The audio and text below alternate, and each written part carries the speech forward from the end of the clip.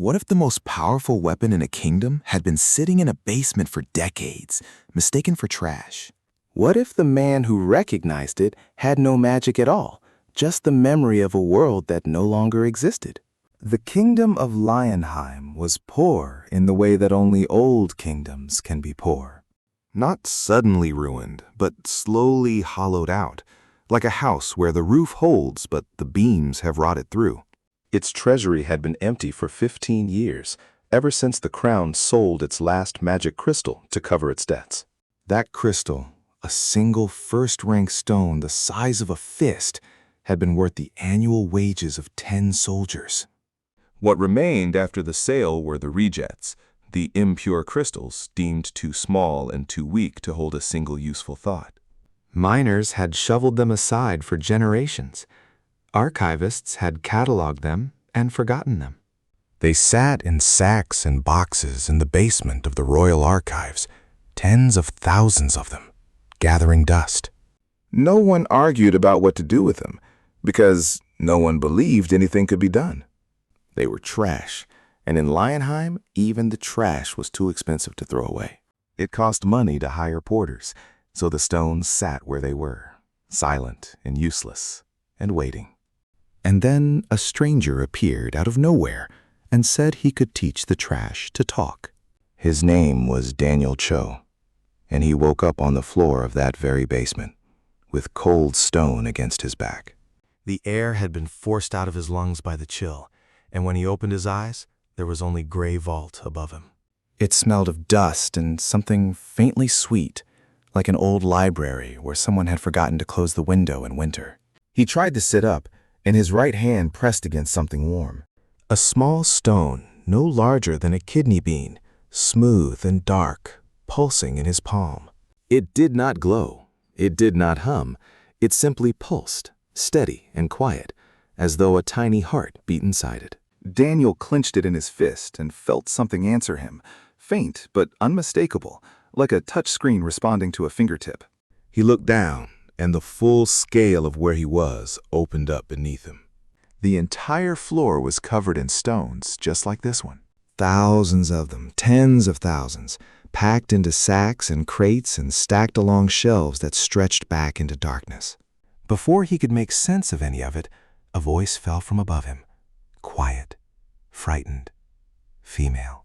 A girl stood over him, disheveled chestnut hair, an ink stain on her cheek, wide eyes at war between fear and curiosity. She was pressing a stack of yellowed index cards to her chest, like a shield. She asked how he had passed through the index crystal. Daniel opened his mouth, and only a rasp came out. He started coughing. The girl stepped back. Then curiosity won. She sat beside him and handed him a clay mug of water. He took it with his left hand. He never unclenched his right. The water tasted of iron and was ice cold, and he drank it all the way to the dregs. He asked where he was. She told him this was the basement of the Lionheim Royal Archives, and she said it as though the name explained everything. It explained nothing. Daniel looked at the ink under her fingernails, at the cards in her hands, at the neat handwriting on every tag along every shelf. All the same hand, all hers. She had been sorting through this junk for years, alone. She asked his name. He told her, Daniel Cho. She repeated it slowly, tasting each syllable, then gave her own. Mira Elen, archivist. Daniel unclenched his fist. The pulsing stone lay in his open palm, warm and steady. He asked what it was. The expression that crossed Mira's face then was one he would see again 100 times before this was over. A mixture of contempt and pity, like someone explaining to a child why broken glass cannot be fixed by wishing. She told him it was a worthless crystal, a reject, too small to hold even a single serious thought form. There were tons of them, nowhere to put them. Even disposal was expensive because of the porters. Daniel rolled the stone between his fingers. Then he picked up a second one from the floor. He brought the two stones together. A thin thread of light flashed between them, barely visible, like static between two fingertips. Mira gasped. Daniel smiled for the first time since waking in this cold, strange place. Because what he had just seen was not a spark. What he had just seen was a signal. If every small stone held even a fragment of information, and if they could exchange that fragment with their neighbors, then what lay beneath his feet was not trash. It was a data center waiting for its firmware. He asked Mira how many such stones existed in the archive. She frowned and consulted her memory. About 80,000, give or take. No one had bothered counting exactly because no one cared. Daniel closed his eyes. 80,000 nodes, each capable of storing at least a fragment of data, each able to pass a signal to its neighbor. With proper routing, this was not a pile of junk. This was a network. Primitive, slow by any standard he had ever known, but a network. He opened his eyes and asked whether anyone in the palace knew how to embed thought forms into crystals. There was Master Korin, Mira said. Old, grumpy, but skilled. Daniel asked her to bring him. Mira stared for a long moment. Then she asked why. He held up the two stones. The thread of light pulsed steadily between them. He told her he was going to teach these stones to talk. Mira blinked. She stood. She walked toward the stairs. On the third step, she turned and said flatly that he was a madman. Then she kept going. Daniel sat alone among 80,000 useless stones and felt something he had not felt in years. The last time had been in a server room at his first job. 17 dead racks, 22 years old, overnight firmware and cables. The principle was the same now as it had been then. There is hardware. There is no software. Someone has to write the software. Mira returned 40 minutes later, and she did not come alone. Behind her descended a tall, thin old man in a dark blue robe, white beard to his chest, dark wooden staff with a fist-sized crystal at its tip. Master Korin stood at the bottom step and swept the basement with the gaze of a man who had been here hundreds of times and never once seen anything worth seeing. Then he looked at Daniel, and Mira told him this man had emerged from the card index crystal. Korin raised one eyebrow, approached with a groan, dropped to one knee, and took Daniel's wrist. 10 seconds. He let go. His verdict was delivered without ceremony. Daniel had no atonic resonance, not a trace, not a mage, not even a half-mage. As empty as the stones themselves. Korin told Mira she should not have wasted his time, that a person without resonance could not have passed through the crystal, and that this was simply a vagrant who had climbed in through a window. Daniel picked up two stones and brought them together. The thread of light flashed. Korin froze. His eyes moved from the stones to Daniel and back again, slowly, like a man recalculating something he had been certain of for decades. He said it was impossible. Impure crystals do not resonate with one another. They lack the capacity to exchange thought forms. Daniel did not argue. He simply asked if the master was willing to spend 10 minutes on one experiment. Behind Korin, Mira nodded almost invisibly. The old man muttered that he had exactly 10 minutes and not a second more. Daniel asked for 20 stones. Mira had them on the table in 30 seconds. She knew where everything was with her eyes closed.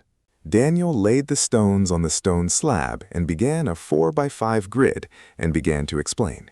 Each stone would receive a single thought form, the simplest possible, a single action. Receive a signal from the left, pass it to the right. Nothing else. Korin asked why. Daniel said that in 10 minutes, everything would be clear.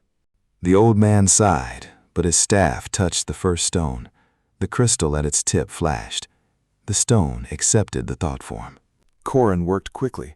Through his irritation, the master in him was visible. In 3 minutes, all 20 stones were programmed. Each knew one thing: receive and transmit. 20 tiny pieces of the simplest protocol ever written. Daniel lifted the far left stone from the first row. He brought it to his lips and whispered a name. Evelyn. The stone flashed, then the one beside it, then the next. a wave of light swept through the grid. And above the table, glowing in the cold air of the basement, the queen's name hung in letters of light. Mira pressed both palms to her mouth. Corin dropped his staff. The thud of wood against stone rang through the basement like a bell. The old man stared at the letters, at the stones, at the stranger sitting cross-legged on the floor. He said that projecting text of that size required a first-rank crystal, at minimum, one worth the annual wages of 10 soldiers. And here were 20 stones that had been lying underfoot. Daniel shrugged. 20 worthless stones equal 1 decent one. You just have to teach them to talk. Corin's hands were shaking as he raised his staff. He was silent for a long moment. Then he asked if it could be done with 100 stones. Daniel replied that it could be done with 1,000. Corin sat down heavily on the nearest crate, like a man who had just been told the earth was round. Mira approached Daniel quietly. She asked if he understood what he had done. He said he supposed he did. She shook her head. There was not a single first-rank crystal in Lionheim. The last had been sold 15 years ago. All they had were junk crystals, tons and tons of junk. And if every 20 of them equaled 1 real stone, then Lionheim had just ceased to be the poorest kingdom on the continent. Corin did not leave. That was the first sign that something real had happened. He sat on his crate for another half hour and asked Daniel 32 questions. Mira counted. She counted everything. The questions moved from simple to complex. Is there a limit to the grid size? Do the stones need physical contact? What happens if one is removed from the chain? Daniel answered honestly. Half he knew from years of working with network infrastructure. For the other half, his answer was the same. I don't know. We'd have to check. Corin nodded each time. He liked that Daniel was not lying. Toward morning, the old man stood and said he would report to the queen. He said it in the tone of a man walking to his own execution. Then he left. Mira brought Daniel a blanket and bread and cheese. He ate everything. Then he lay down on the basement floor, wrapped in the blanket. The stones around him seemed to glow faintly, or perhaps he only imagined it.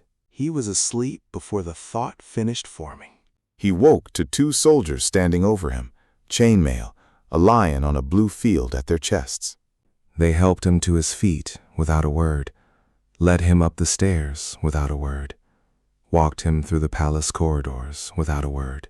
Daniel memorized the turns. Left, right, stairs, long gallery with portraits, another staircase, dark wood doors. The soldiers opened the doors and stayed outside. The throne room was smaller than he had expected, more like a large study than a hall. Stone walls, narrow windows, a long table buried under maps and scrolls. Against the far wall, on a single raised step, stood an ordinary wooden chair with a high back. A young woman sat in it. She was 22 years old, but looked every year of 30, not from age, but from exhaustion. Light hair pulled back tightly, gray eyes, spine perfectly straight, hands folded flat and motionless on her lap. Queen Evelyn of Lionheim. To her right stood Corin. To her left stood a woman Danielle had not noticed at first. Tall, muscular, short black hair, a scar across her left eyebrow, her hand resting on the hilt of a sword. She looked at Daniel the way one looks at an insect that has crawled onto the dining table. Captain of the guard. It was obvious. The queen spoke first, her voice even and emptied of emotion. She said Master Corin had told her about the experiment. She said she understood the principle. 20 small stones do the work of 1 large one. She wanted to hear from Daniel personally what he wanted in exchange. He noted to himself that this was the right question. Not what is it, not how does it work, but what do you want? That is a ruler's question. He answered simply. A workshop, a small team, access to the archive of impure crystals. Time. The queen asked how much time. Daniel said that in 1 month, he could provide instant communication throughout Arcane Hold. The woman with the scar made a sound halfway between a laugh and a dismissal. She said a nameless vagrant with no magical power was promising in 1 month what the continent's best mages had failed to do in centuries. The queen raised her hand. The woman fell silent, but her hand stayed on her sword. Corin cleared his throat. He said he had seen with his own eyes how 20 worthless stones projected text. He could not explain it, but it had worked. The queen looked at Daniel for a long time. He did not look away. Not out of bravery, because he understood that this girl made decisions on which the lives of an entire kingdom depended, and she had no patience for those who averted their eyes. She said she would give him a workshop, 5 student atonists, access to the archives, 1 month. And if he showed no results in that month, he would be handed to the captain for interrogation about how he had infiltrated the palace. The woman with the scar smiled. It was not a kind smile. Daniel said the terms were acceptable. For a single second, something alive crossed the queen's face. Curiosity, perhaps the first edge of hope. Then she was ice again. She waved her hand. The audience was over. Daniel was giving a workshop in an abandoned wing of the Western Tower. 3 rooms, stone walls, cold dust, rats, shelves waiting to be filled. Mara arrived an hour later with a cart of stone-filled sacks and a list of 14 questions she had written while she waited. Daniel began answering as they arranged the sacks together, and Mira wrote down every word. Her index cards were perfectly organized, color-coded, cross-referenced, alphabetical. He looked at her system and thought that in another world, this girl would have built a database that the largest companies alive would envy. 5 student atonists arrived the next morning, sent by Corin with a short note warning that if this strange stranger ruined even one of them, the old man would personally make his life a living nightmare. The first 3 days were hell. Daniel could not touch the crystals himself. No magical resonance meant no direct contact with the thought forms. He had to describe every operation in words, precisely enough that a student understood it on the first attempt. It was like writing code by dictating every character aloud to a person who had never seen a keyboard. 3 of the 5 students watched him with open skepticism. One named Trick said outright it was a waste of time. Daniel did not argue. He kept working. By the end of the 3rd day, a grid of 50 stones transmitted a signal from one corner of the room to the other faster than a blink. Trick went quiet and did not speak of wasting time again. On the 4th day, Daniel began building what he thought of as the first router. Instead of each stone passing signals only to its immediate neighbors, one stone at the center of the grid would receive from any stone and direct the signal to its intended recipient. This required addressing. Every stone needed a unique identifier. Daniel looked at Mira and asked how many stones in her catalog had individual numbers. All of them, she said. All 80,000. She had numbered each one herself, over 10 years of work. Daniel stopped. He looked at her. For 10 years, alone in the basement, she had assigned unique identifiers to every node of a future network without knowing it, without understanding why, simply because that was how her mind worked. He told her she was a genius. Mira blushed to the tips of her ears and dropped her entire stack of cards. She had them picked up and in perfect order again in 30 seconds because she knew the sequence by heart. Her catalog became the addressing system. Each stone received its catalog number as a network address. Stone 7,741 could now send a signal directly to stone 2,209 without passing through every stone between them. Mira called the central routing stone the guide. Daniel thought that sounded better than router. During the 2nd week, 2 things happened that pulled the project in new directions. The first was Captain Sarah Khan, who arrived at the workshop without warning, stood in the doorway, crossed her arms, and watched for 20 minutes. She said nothing. She left. And then she came back the next day, and the day after that. She stood, watched, said nothing. But she came every day. The second event was Mira finding an old document in the archives, 300 years old at least, the parchment crumbling, but the text still legible. A mining inspector's report on the Lionheim quarries. It noted that workers sometimes found waste crystals in the ground arranged not randomly, but in rows, parallel rows, as though someone had laid them out deliberately. The inspector had called it a natural anomaly. Mira brought the document to Daniel. He read it twice.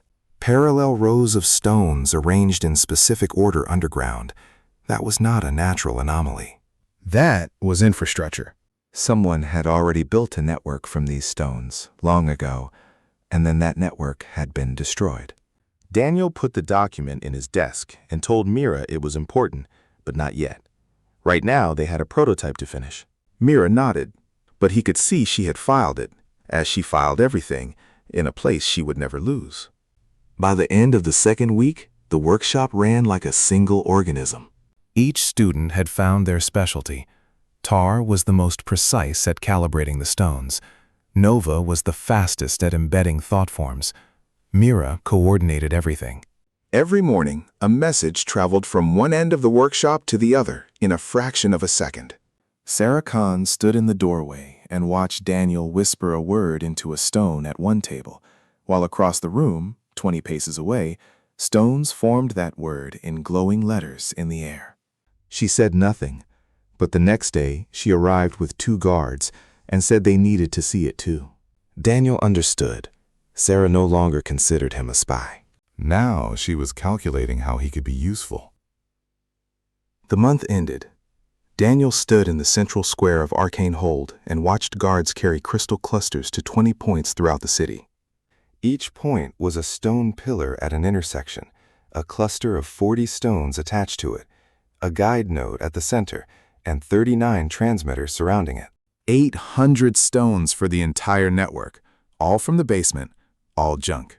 Queen Evelyn watched from the palace balcony, flanked by Corin, Sarah, and 3 advisors Daniel had never seen before. When the last cluster was in place, Daniel walked to the nearest pillar. Trick was waiting beside it. Tar placed his hand on the guide stone and activated the network. All 20 pillars flashed simultaneously with a soft, quiet light. The people in the square flinched, then froze, then began to drift closer. Daniel took a small stone from his pocket, one configured as a terminal, and whispered into it. Connection to the pass. Half a kilometer away on the balcony, the crystal in Corin's hands flashed. The old master looked at it. Then he looked at Daniel's small figure in the square below. Then he turned to the queen and said the signal had passed through instantly. Evelyn's face did not change, but Daniel, even from the square, saw her grip the balcony railing with both hands. She understood what it meant. Instant connection across an entire city, on stones they had 80,000 of. It changed everything. The test ran for 3 days. On the first day, Daniel demonstrated point-to-point communication. Any terminal could send any message to any other terminal in the city, instantly. On the second day, he demonstrated one-to-many transmission, a single message sent to all 20 points simultaneously. A citywide alert, in one breath. Sarah watched this, and for the first time in a month, did not frown. She immediately saw the military application. One order. Every patrol receives it the same second. No messengers, no delays, no intercepted notes. On the third day, Daniel demonstrated the reason the entire project had been undertaken. 15 guards received terminal stones, 1 each. A pickpocket snatched a merchant's wallet in the market square. The nearest guard activated his stone and transmitted the thief's description and direction. Within 30 seconds, every patrolman in the city had the description. 2 minutes later, the boy was caught at the other end of Arcane Hold. It used to take hours. Sometimes the thief was never found at all. Sarah stood beside Daniel when the guard brought the captured boy over, a child of about 12, dirty and scared and skinny. She looked at Daniel, then at the boy, then at Daniel again. She said that before, coordinating all the patrols had required 6 messengers and an hour's wait. Now it took 30 seconds. She walked away at a brisk pace to speak with the queen. And Daniel watched her go and thought that a true ally never comes from the direction you expect. That evening, Evelyn summoned him again. This time, the throne room held all 12 advisors, gray-haired men in heavy robes, watching him as though he were a strange animal that had wandered in from the gold. The queen said the test had been passed. She wanted to understand the scale. Daniel walked to the table, found the map of Lionheim, and pointed to Arcane Hold. 20 nodes, 800 stones, the city covered. Then he pointed to the roads leading outward to the other cities, and said that with repeaters placed every 5 kilometers, in 3 months the network could cover every major city in the kingdom. A messenger rides from Arcane Hold to Westmark in 3 days. A message through the network would arrive in seconds. One advisor asked how many stones would be needed. Daniel calculated in his head. About 12,000. They had 80,000 in reserve. Another advisor asked about autonists. Daniel said 20 for setup, but permanent operators would be needed in every city. Corin raised his hand and said that he had 17 students, and if each was sent to a city and trained 2 locals, in 3 months they would have 50 trained operators. Daniel looked at the old man. Something had changed in his eyes. The contempt was gone, the irritation was gone. What remained was excitement, the restless itch of a master who had finally found a task worthy of his skill. Evelyn scanned the advisors. Some exchanged glances. One shook his head, another shrugged, a third nodded. She said the decision was made. Daniel would be granted the status of Royal Advisor on Crystal Networks. The workshop would expand. Mira was appointed chief architect of the addressing system. Corin would coordinate the training of operators for the cities. The budget would come from the military fund. Sarah flinched slightly. The military fund meant the Queen viewed the network not as a convenience, but as a strategic weapon. When everyone had left, Daniel stood alone in the hall. He looked at the map of Lionheim. Small kingdom, hills, sheep, abandoned mines, 3,000 soldiers, an empty treasury, a young queen who had just bet everything on a man from the basement. He ran his finger from Arcane Hold to the border with Varian. Beyond the gray hills stood an army of 30,000. They would come. Not a question of if, only when. And when they came, they would have first-rank crystals, real ones, massive and powerful. A single crystal like that was worth more than the entire basement combined. But a single crystal was also a single point of failure. Destroy it, and the connection collapses. 10,000 small stones scattered across a distributed network cannot be destroyed with one blow. Take out 10, and the signal passes through the remaining 9,990. Fault tolerance, distributed architecture, first-year coursework. Daniel put his hand down from the map and walked to the window. Below lay Arcane Hold, 20,000 people, tile roofs, chimney smoke, dogs barking somewhere in the dark. An ordinary town in an ordinary world that did not yet know what the internet was. Not yet. Footsteps behind him. Mira, standing in the doorway with a fresh stack of cards.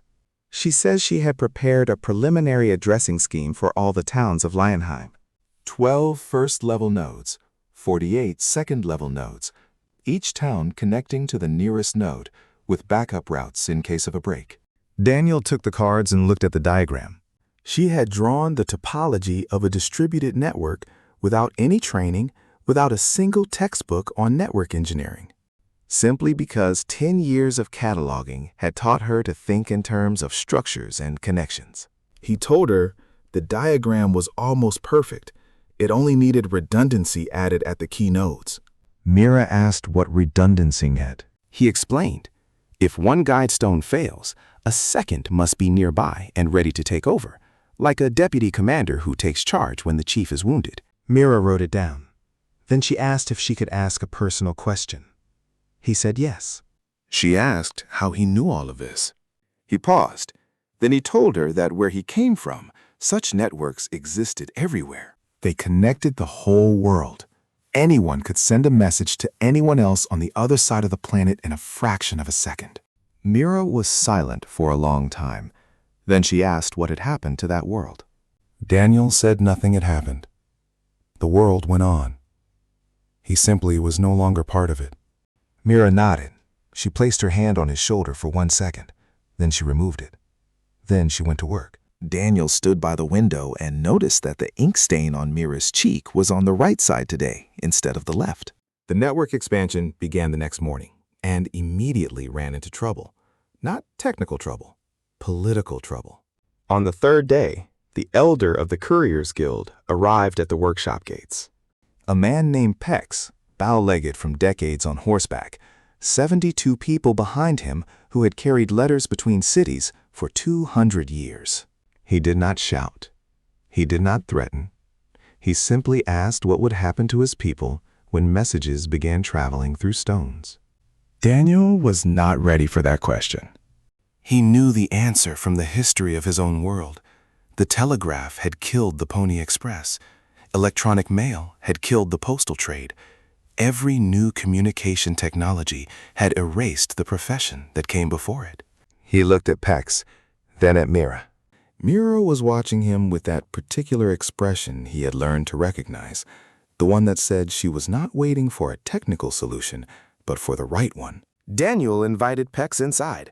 They talked for 2 hours. He learned that the couriers knew every trail in Lionheim, every ford, every mountain pass, every village, down to the last house. They knew when rivers flooded, which bridges were unsafe, where wolves roamed in winter. It was a living map of the kingdom. Priceless. Daniel made Pex an offer. The couriers would no longer carry letters. They would maintain the network. Installing repeaters along the roads, checking them, repairing damage, ensuring the whole infrastructure kept working. They knew the terrain better than anyone alive. Nobody could do the job better. The pay stayed the same. Pex thought for a long time. Then he asked if his men would still be in the saddle. Daniel said yes, every day, on all the same roads, only instead of a bag of letters, they would carry a bag of spare crystals. Pex stood. He shook Daniel's hand like a vice. He left. The next day, all 72 couriers set out on their new assignment and proved extraordinarily efficient. The repeaters along the road to Westmark were installed in 4 days instead of the planned 10. The couriers knew where to place the poles, on high ground, away from floodwater, sheltered from the wind. Daniel had thought he was solving a technical problem. It turned out he had been solving a human one. The second obstacle was more serious. At the end of the second week of expansion, a man named Torin Val arrived at the workshop in expensive clothes, a family crest ring on his finger, and a professionally polished smile. Representative of the Val Trading House, the largest in Lionheim. He said the trading house wanted to become a partner, invest, help fund the expansion, in exchange for exclusive rights to use the network for commercial communications. Daniel listened. Then he said no. Torin stopped smiling. He asked why. Daniel explained, the network must remain shared. If one merchant family controls message transmission, it effectively controls the information of the entire kingdom. Within a year, the Val Trading House would be more powerful than the crown. Torin looked at him for a long time. Then the smile returned, and he said he would think it over and come back. He left. Mira asked if refusing had been the right choice. Daniel said yes. Then he said they were about to have problems. 3 days later, crystal deliveries from the archive slowed to a trickle. Official reason, a shortage of porters. Unofficial reason, an advisor close to the Vow Trading House had ordered the allocation held up. Daniel went to the queen. Evelyn summoned the advisor. He stammered under her gray gaze. 10 minutes later, the deliveries resumed. Sarah found Daniel in the corridor afterward and told him that the Vow Trading House was not simply a group of merchants. They were connected to the Silver Crown of Arian, not directly, but through marriages and debt obligations and intermediaries. Daniel asked if Torin could be a spy. Sarah replied that he almost certainly was, but there was no proof.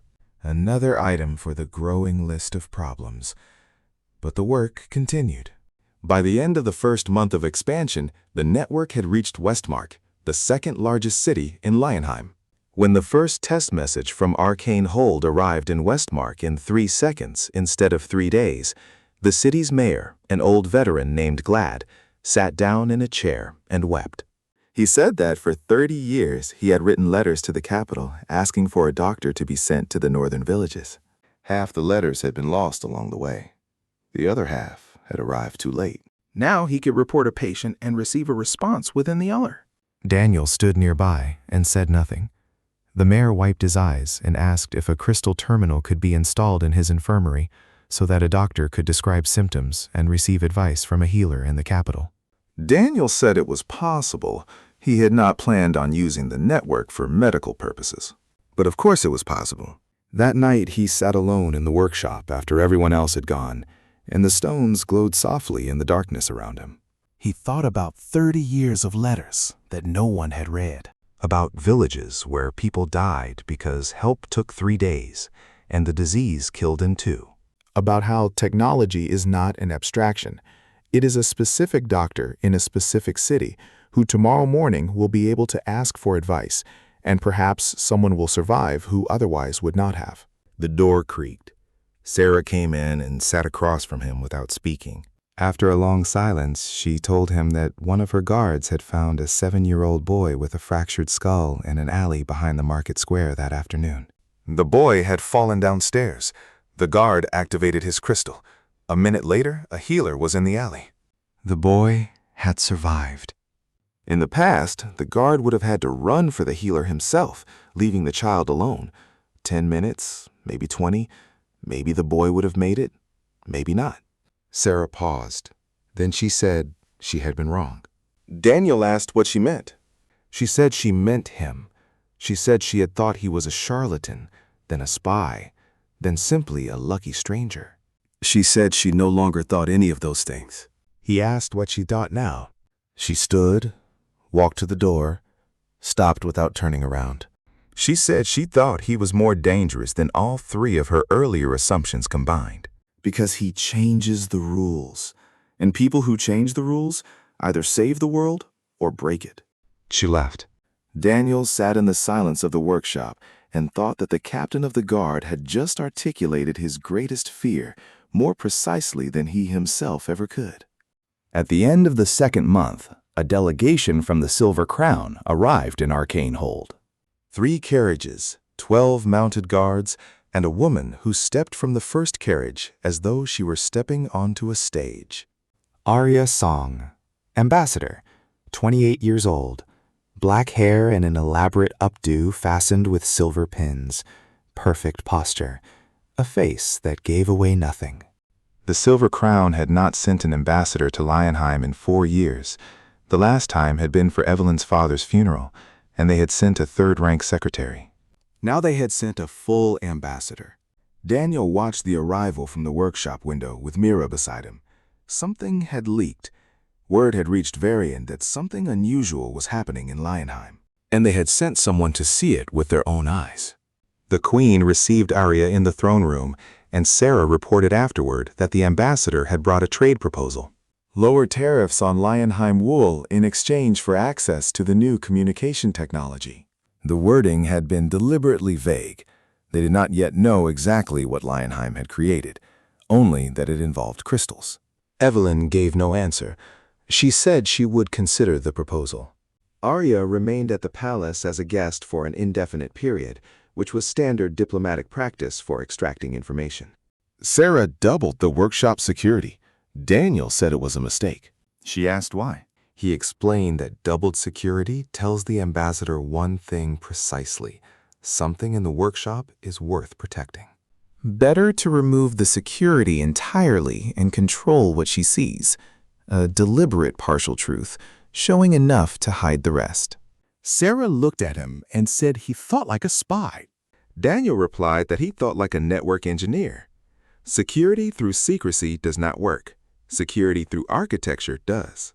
He asked Corin to prepare a demonstration. Simple, impressive, and entirely useless for understanding how the real network functioned. For the first time in his life, The old man grinned. 2 days later, Arya was invited to watch. 20 stones on a table, the original 4x5 grid. Korin demonstrated text transmission. The stones flashed. Letters hung in the air. Arya watched without expression. 3 questions: range, capacity, scalability. Daniel answered all 3 honestly, but every answer was about 20 stones on a table. He did not mention the city network, the repeaters along the roads. Westmark. Arya thanked him for the demonstration. She said the technology was interesting but limited, a clever toy with no real application. She left. Mira asked if it had been dangerous to let an envoy from a hostile kingdom see even that much. Daniel said that Arya would now write a report saying that Lionheim had devised a trick with small crystals, nothing of real significance. The silver crown would relax. Lionheim would gain a few more months. But Arya's song was not as simple as he had hoped. On the 3rd day of her stay, she went for a morning walk in the palace gardens, and she happened to pass near the workshop as Tar was testing a new cluster. She happened to see 40 stones flare in unison. 40, not 20. She said nothing. She continued her walk. But from the window, Daniel saw her step falter for a single instant. 1 instant. She knew the demonstration had been a performance. She knew the real network was larger. She did not yet know how much larger. But she knew she had been deceived. What she did next was not what he expected. That evening, she came to the workshop alone, without security, without ceremony.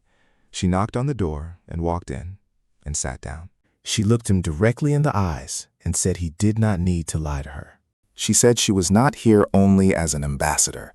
She was here because she wanted to understand. He asked what she wanted to understand. She said she wanted to understand how a man with no magical residence could do what the finest atonists of the Silver Crown considered impossible. The Silver Crown had 400 attonants, the best on the continent, with first and second rank crystals the size of a human head. Not one of them had been able to make 20 worthless stones function as one. She paused. Then she said she had learned in 12 years as an envoy to distinguish between magicians and people who changed the world. Daniel was not a magician. He remained silent for a minute, thinking. Then he asked why she needed to know. She could write an accurate report and go home. Arya did not answer immediately. When she spoke, her voice was quieter than before. She said the Silver Crown had sent her here as a tool, to assess a threat, compile a report, propose options for neutralization. But she was tired of being a tool. 12 years of being the perfect ambassador, the perfect spy, the perfect weapon of diplomacy. No one had ever once asked what she herself wanted. Daniel looked at her. Impeccable hair, silver pins, straight back. Behind all the diplomatic armor, he saw exhaustion that had nothing to do with travel. He asked what she wanted. Arya said she wanted, for the first time in her life, to be on the side of something real rather than something profitable. He thought those were the most dangerous words an ambassador from an enemy state could say to him, and the most honest. He did not give her an answer that evening. He said he would think about it. She stirred and moved toward the door. She paused and mentioned, almost as an afterthought, that her spy crystals had stopped working 2 weeks ago. All 3, at the same time. She smiled for the first time. A real one. She said that when spy crystals go blind, it means someone has built a wall they cannot penetrate. She left. Daniel sat alone and thought about 3 silver-crowned spy crystals he had never known about. He had not jammed them on purpose, but the network had. The relay stones along the roads created background noise, thousands of tiny signals passing through thousands of tiny stones, all at once. A spy crystal tuned to intercept a specific frequency was like trying to listen to a private conversation inside a full stadium. The network was not just transmitting information, it was protecting it, simply by existing. Distributed noise. He had not planned this. It had emerged as a byproduct of the architecture itself. The network was already smarter than he had expected, and that was wonderful and terrifying in equal measure. Mira walked in a minute after Arya left, as she always seemed to know when to appear. She asked what the ambassador had wanted. Daniel said Arya wanted to change sides. Mira frowned. She asked if that could be trusted. Daniel said he did not know, but her spy crystals really were not working. She had admitted it herself. A spy would not reveal her tools if she planned to keep using them. Mira made a note on a card. He asked what she was rating. She said she had started a separate file on Arya's song, date of arrival, times of visits, conversation content, routes of her walks through the palace. Daniel looked at her. Mira shrugged and said she was an archivist. She catalogued everything. By the end of the second month, the network covered 3 cities: Arcanehold, Westmark, Nordenfort. 4,000 stones in operation, 76,000 in reserve, 23 trained operators, 72 former couriers now working as field technicians. One enemy ambassador who wanted to become an ally. One trading house that wanted to become a monopoly. One queen who stood at her window every evening and watched the network's lights pulse across the city. One network engineer sitting on a stone floor in a world without electricity, thinking about how fault tolerance is not only for servers.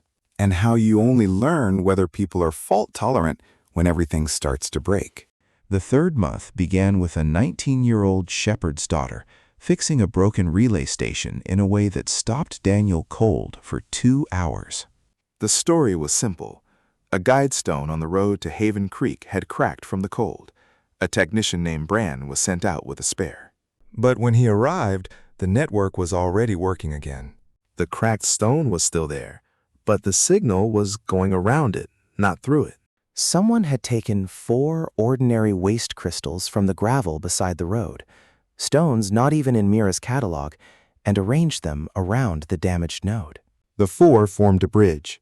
The signal passed through them, bypassing the break. An improvised detour, assembled by someone who had never read a single page of network engineering. Bran asked the locals who had done it. They pointed to a girl named Lily Vance, standing in the doorway of her house, eating an apple. He brought her to Arcanehold the next morning.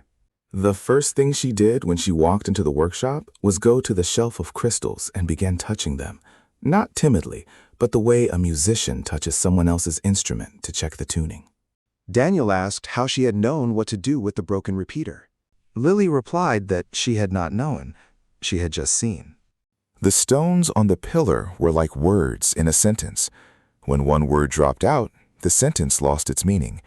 She had substituted other words that fit the sound. He asked how she knew which stones fit. She said the stones hum, each in its own way. She had heard it since childhood. Everyone in the village had thought her strange because of it. Corin came and checked. He grumbled. He checked again. Then he sat down on his crate in silence. The girl had innate atonic resonance. Weak, not enough for formal training, but enough to sense the state of crystals from a distance. Like a musician's perfect pitch, a rarity of perhaps 1 in 10,000. In Varian or the Silver Crown, she would have been discovered as a child and sent to an academy. In Lionheim, she had spent 12 years watching sheep. Daniel looked at Lily. She was already on her second apple, standing by the shelf with the expression of a child who had walked into a room full of every toy she had ever dreamed of. He asked if she wanted to stay and work. She said she would stay even if they did not pay her. Then she thought about it and said that being paid was probably better because apples are not free. Mira smiled for the first time in a week. Daniel gave Lily the problem the entire team had been unable to solve: interfaces for ordinary people. The stone terminals required concentration to activate. For autonists and trained guards, it was natural. For a merchant, a farmer, a child, it was too difficult. Half the residents of Arcanehold were afraid to approach the network pillars. Lily solved it in a week. She proposed removing thought forms from the activation entirely. Instead, the terminal stone would respond to touch and voice. A person would hold the stone and say the name of the person they wanted to reach. The stone would locate the recipient on the network and establish the connection. No concentration, no magical resonance. Just a voice, just a name. Daniel looked at her solution and understood that this 19-year-old girl had just invented a voice interface. In a world where everyone believed that magical devices were by definition only for magicians, Lily explained her logic simply. She said her grandmother would not understand what a thought form was, but her grandmother could speak, so the stone must listen to a voice, not thoughts. Corin called it a profanation of autonomic art. Then he fell silent. Then he asked her to demonstrate it again. Then he went to his room and did not come out for 3 days. When he emerged, he brought a modification diagram that made the voice terminals run 10% faster. He did not apologize for the word profanation, but the diagram said everything that needed to be said. By the middle of the 3rd month, the network poles at intersections were no longer just repeaters. They were access points. Any citizen of Arcane Hold could walk to a pole, take a terminal stone from a holder, and send a voice message without training, without magic, without anything but a name and a breath. The first days were chaos. People sent messages to wrong recipients, shouted into stones as if volume affected range, and one merchant tried to send a live chicken through the network and genuinely could not understand why it did not work. Lily ran around the city, explaining patiently, apple in hand, speaking not in the language of atomists or engineers, but in the language of grandmothers and blacksmiths and fishermen. A week later, the chaos subsided. 2 weeks later, the network was in daily use by people who had never given the Crystal Archive a second thought. Merchants negotiated prices with suppliers in Westmark without leaving their shops. Mothers sent messages to sons at border posts. Healers consulted one another across cities. And then something appeared that Daniel had hoped for, but not expected to see so soon. Mira suggested installing a cluster of 200 stones in the center of the market square to function as a communal bulletin board. Anyone could send a message to the shared crystal, and it would become visible to everyone. Trade offers, lost property, requests for help. Daniel looked at her and said she had just invented a public forum. Mira asked what a forum was. He explained. She said it sounded useful. The communal crystal went live 3 days later. On the first day, 11 messages appeared. On the second, 37. By the end of the week, over 100 new ones arrived each morning. People discussed grain prices and complained about potholes. They offered jobs and sought apprentices. One woman posted about a missing cat. The cat was found 2 hours later in the next block. She cried. The stone screen in the square became a gathering place, the way the well had once been, except this well was connected to the entire kingdom. This was what Arya Song saw on her morning walk a few days later. She stood at the edge of the square and watched a merchant dictate a trade announcement into a stone, while 20 paces away, an old woman read the reply to her message from the day before and smiled. Arya stood there for a long time. Then she went to Daniel and said she needed to talk seriously. She said she had sent her report to the Silver Crown. As expected, an interesting but limited technology. Small crystals, not a threat. The Silver Crown had accepted the report, but now Arya saw that she had lied, not to them, to herself. This was not a toy. It was a weapon that worked without blood. And it was already more powerful than 400 Atonists from her homeland, because those Atonists served the crown, while this network served every person in the city. Daniel asked why she was telling him this. She said she had information. Varian was preparing to invade. Not in 6 months as expected.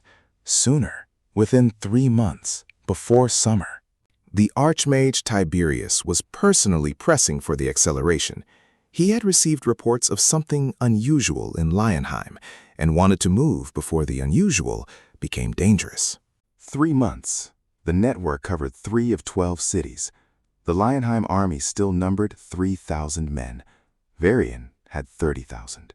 Arya said she would give him everything she knew about Varian's plans, troop positions, supply routes, commanders, weak points. In exchange, she wanted one thing. She wanted to contact her mother. Her mother lived in a province of the Silver Crown. Arya had received no letter in 3 years. Every time she asked for news, she was told everything was fine. She did not believe it. She wanted to hear her mother's voice.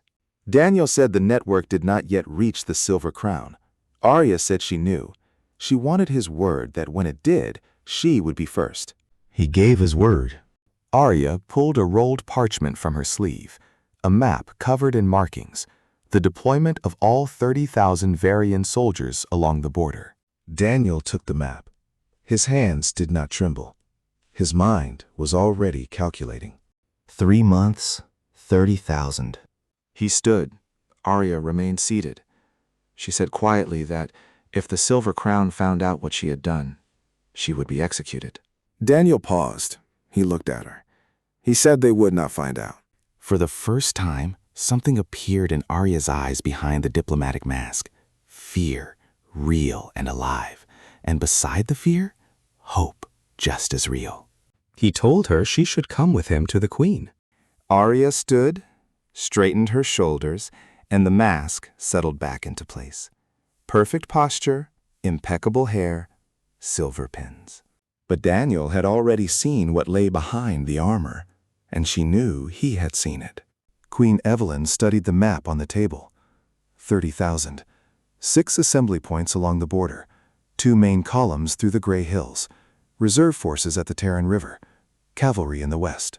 Sarah stood beside her and analyzed the deployment in 30 seconds. She said that with this positioning, Lionheim had no chance in a direct engagement, even if every one of their soldiers killed 10. The math was simple and merciless. Evelyn looked at Daniel and asked what he proposed. He said there would be no direct battle. Sarah made a sound of disbelief and asked how he intended to stop 30,000 men without fighting. Daniel replied that he was not going to stop them. He was going to make them stop themselves. Silence. He walked to the map and pointed to the 6 concentration points. Varian's army was 30,000 people, and 30,000 people each had mothers, wives, husbands, children. Each of them had gone to war not because they wanted to, but because they were ordered to. And each of them wanted to go home. Sarah said that was moving, but useless. Soldiers obey orders, not desires. Daniel agreed. He said soldiers obey orders when the only voice they hear is their commander's. But what if they heard another voice? The voice of a mother asking her son to come home. The voice of a wife. The child calling for their father. Sarah fell silent. Evelyn looked up from the map for the first time. Daniel said he needed 3 things: 3 months to prepare, a way to get crystals into the enemy army, and voices, thousands of voices. The mothers and wives and children of every Varian soldier. Sarah said it was madness. She asked how he planned to infiltrate the families of enemy soldiers and record their voices. Daniel replied that there was no need to infiltrate. He only needed to give them the opportunity. The network was expanding toward the border.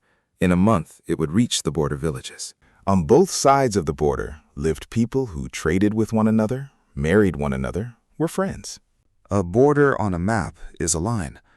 On the ground, it is a road people walk in both directions. If free communication crystals were offered to residents of the Varian border villages, many would take them.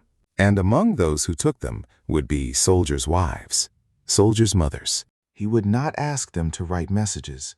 He would simply give them a means of communication. And when the time came, he would pass their words to the ones for whom they were intended. Evelyn was silent for a long time. Then she asked if this was manipulation.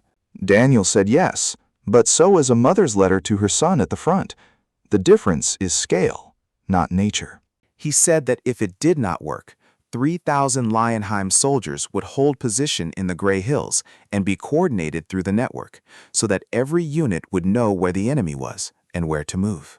That does not close a 10-to-1 gap, but it gives a chance, a small one, a chance. Sarah asked for tactical details. Daniel said they would build 2 plans, a primary built on voices, a backup built on network coordination of the army. Evelyn stood. She said the plan was approved. She turned to Arya, who had stood quietly by the wall throughout the entire meeting. Evelyn said she appreciated her choice and that Lionheim would remember it. Arya bowed briefly according to protocol, but her hands trembled slightly. Work began that same day. Mira coordinated network expansion toward the border, 12 new relay lines, priority to the south and west, toward the Gray Hills. Technical couriers worked around the clock. Corin personally trained new operators, and for the first time in 30 years, worked 16 hours a day without complaining. His expertise was finally needed for something larger than palace chandeliers. Sarah took charge of the tactical network. Daniel designed a system he called a combat mesh. Each squad commander received a terminal crystal. Through it, he could see his position relative to every other squad. Not a map, simpler. Direction and distance to the nearest allies, like a compass that pointed not north, but toward one's own. Sarah ran exercises in the fields outside the city, sending her guards through darkened terrain, making them hide and search for one another. A week later, her people moved as a single organism. 10 soldiers in a night field coordinated better than 100 without crystals. She came to Daniel after the first exercise. She said that if she had possessed these stones 5 years ago, 12 of her people would still be alive. She said nothing more. She left the next day to train the army. Meanwhile, Hannah, a senior researcher at the Lionheim Academy, walked into the workshop uninvited. She placed a stone slab the size of a palm on the table, covered in fine lines forming a pattern. Daniel looked at it, and his hands began to shake. The pattern was a network topology diagram. Nodes, connections, routes, an architecture so familiar to him, he felt he had drawn it himself. A star topology with ring backup routes. He had seen one identical to it in a textbook during his first year at university. Hannah said she had found the slab 10 years ago in the ruins to the north, thought it was decorative, and had not understood it until rumors of Daniel's network reached the academy. Someone had already built a network of these crystals long ago, a very long time ago, and they had left behind blueprints. Daniel asked how long ago. Hannah said at minimum 1,000 years, possibly more. He held the plate and thought about someone sitting in this very world, in some room he would never see, drawing network topology. And then everything had been destroyed so completely that for 1,000 years, no one had guessed that waste crystals were not a natural resource, but the remnants of an ancient infrastructure. He asked if there were other finds.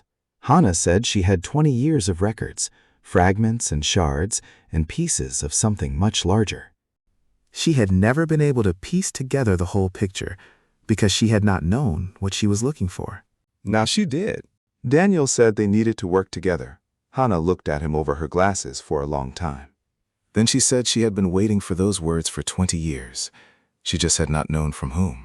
What she found next would reach back 1,000 years and change everything Daniel thought he understood about the network he was building. The 6th plate, Hannah translated, did not carry a diagram. It carried a message. The work took 3 days. The text was short. It read, "The network must be destroyed. I built it so that everyone would be connected. It has become a means by which one person controls everyone. I cannot give this weapon to either side. I am destroying it. Let the stones remain. Let someone, one day, find a better way." The creator of the first network had destroyed it himself because it had turned from a means of connection into a means of control. Daniel sat in Hannah's room among blueprints 1,000 years old and thought of everything he knew from his own world. Social media that began as a way to connect people and became machines of manipulation. Search engines that began as libraries and became tools of surveillance. Every communication technology in human history, sooner or later, turned into a weapon. Hannah looked at him and asked what he was thinking about. He said he was thinking that the first creator had been right and that he was now doing the same thing. building a network that would sooner or later become powerful enough that someone would want to control it. Hannah took off her glasses and rubbed the bridge of her nose. She said there was one difference between the first creator and Daniel. The first creator had been alone. Daniel had a team. Then she said she was going to bed because she had 3 more plates to translate tomorrow. She stood. She walked to the door. She stopped without turning. She said he was doing the right thing, no matter what happened next. She left. Daniel sat alone. Outside the window, arcane hold flickered with the lights of the network. He thought that Hannah was the only member of his team who fully understood the scale of what he was building. Not the current scale, the final one. That same week, Mira found the core. Workers moving stone sacks cracked a wall in the deepest level of the archive, and behind it was a sealed niche, and inside the niche lay a single stone. Larger than a waste crystal, the size of a walnut, dark, almost black, with thin golden veins running through it. Daniel picked it up. It was warm, far warmer than any stone its size should be, and heavy. He held it near the nearest crystal in the network. Nothing happened. No resonance, no flash, no response. Dead. But the golden veins inside it formed a pattern, and when he looked closely, the pattern was familiar. The same topology as Hannah's diagrams, but not drawn on the outside, grown into the stone itself. Hannah identified it in minutes, the central node of the ancient network, the control stone, the heart of a system its creator had shut down 1,000 years ago. She said that the creator had killed the network by killing the core, pulled out the root, and the whole tree died. Daniel asked if it could be turned on. Hannah said she did not know, but if it could be done, it would change everything. This stone held 1,000 years of the network's history, all routes, all protocols, all data that had ever passed through it. Mira asked what happened if it could not be turned on. Hannah said it would remain the most beautiful paperweight in Lionheim. Daniel held the stone, warm, heavy, dead. But dead things are not warm, so something was inside it, something sleeping. He stood on the palace wall that evening, with the stone in his pocket and arcane hold glowing below him. And he thought about the question the first creator had tried and failed to answer. Is it possible to build a network that would not become a chain? To create connection without control. To give people a voice without turning that voice into a weapon. The first creator had decided no and had destroyed everything. Daniel stood on the wall and thought the first creator had been wrong. Not in his conclusion, in his method. The problem had not been the network. The problem had been the core. A single point of control, a single switch. Remove the core and the network dies. But what if there were no core, no center, no single point that could be turned off? A distributed network, equal in every node, where each stone is simultaneously a transmitter and a receiver and a router. The only way to kill that network would be to destroy every stone individually, each of the tens of thousands. He took the black stone from his pocket, looked at it, and quietly told it he was not going to turn it on. The stone was warm and silent and held 1,000 years of mistakes. He would not repeat them. His network would be different. The 6th month, 3 weeks before the invasion. Lily and a small team traveled to the border disguised as wandering merchants, their cart loaded with crystal terminals dressed as jewelry and trinkets. In every village, they found soldiers' families, gave them a stone, and explained that they could record a message for a husband or son.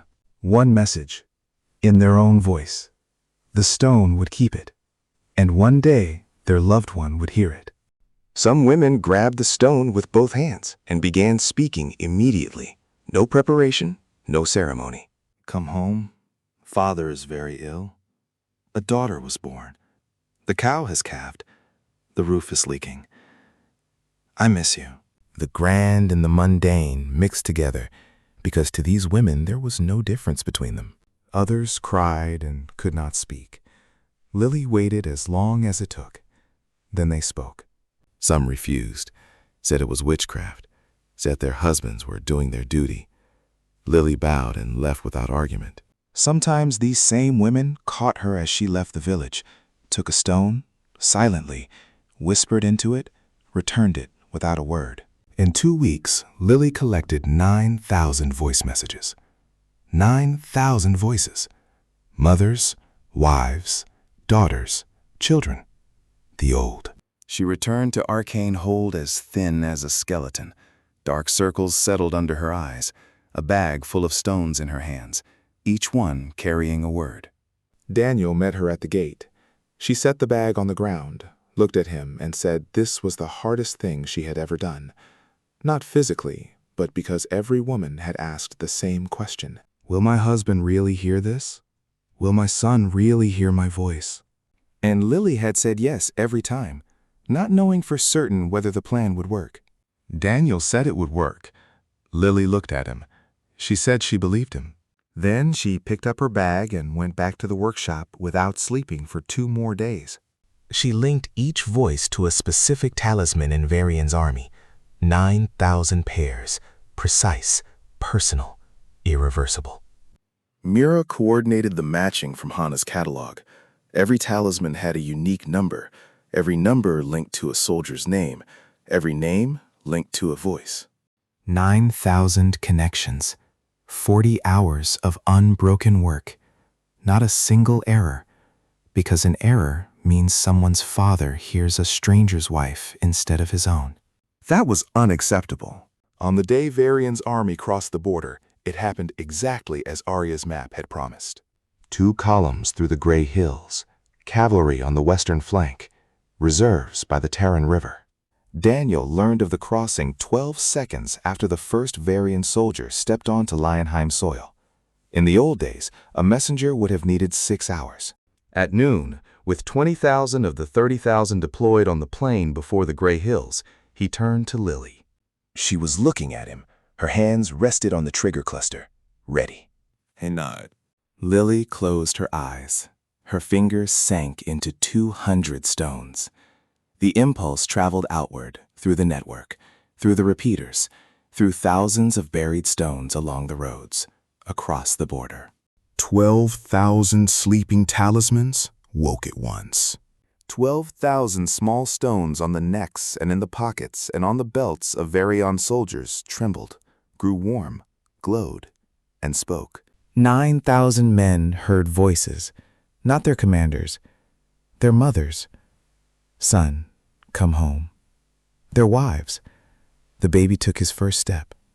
You didn't see it. Their children. Dad, when are you coming home?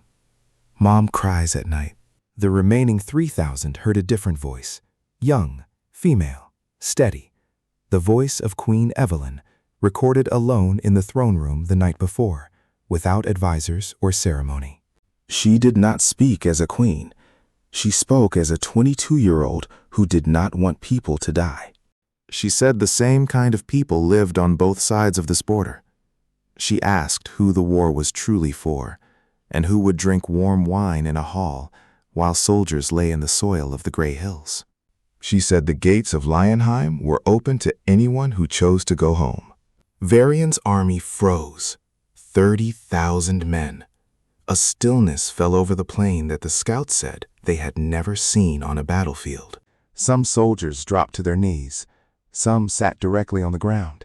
An officer ran between the units shouting orders. No one listened. Another officer sat down on the ground himself and pressed a stone to his ear, and he was crying. 6,000 men turned and began walking home. Not running, walking, calmly, with stony faces, and each wave of those leaving drew the next behind it. By evening, of the 30,000, 12,000 remained on the plain before the Gray Hills. Tiberius, the archmage of Varian, did not retreat. He raised his first-rank crystal, struck the network with a directed pulse, and began burning out relays as he advanced. Sarah activated Plan B. Her 30 units scattered across the hills like mercury, visible and invisible, always knowing the enemy's position, never giving him a clear target.